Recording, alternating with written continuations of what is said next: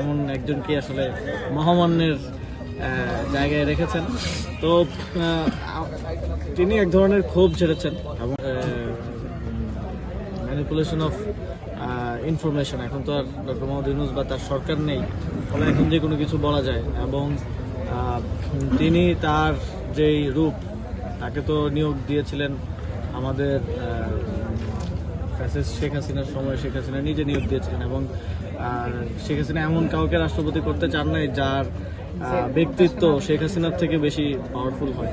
তো সে এমন একজনকে আসলে মহামান্যের জায়গায় রেখেছেন। তো তিনি এক ধরনের ক্ষোভ ছেড়েছেন এবং আমি মনে করি যে এই বিষয়গুলো সামনে আসাও দরকার ছিল।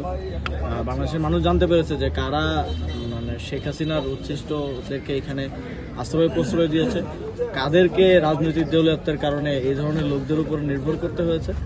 এবং তিনি এক ধরনের তার ক্ষোভ হলেও সেটা বাংলাদেশের মানুষের জন্য তিনি স্পষ্ট করেছেন যে অন্তর্বর্তীকালীন সরকার জুলাই গণঅভ্যুত্থান এবং এই দেশের প্রতি কতটা কমিটেড ছিল। এবং আই থিঙ্ক এই বিষয়গুলো বাংলাদেশের মানুষ, আপনি যতভাবেই ফ্রেমিং করার চেষ্টা করেন না কেন, মানুষ তো দেখে। আর মানুষ তো অনেক বেশি সচেতন হয়ে গেছে এখন রাজনৈতিকভাবে।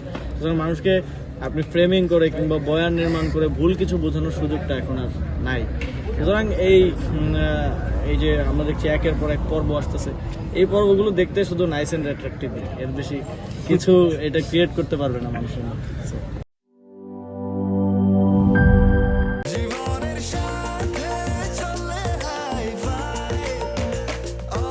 স্বাস্থ্যকর অল টাইম, সব সময় অল টাইম হেলদি লাইফ।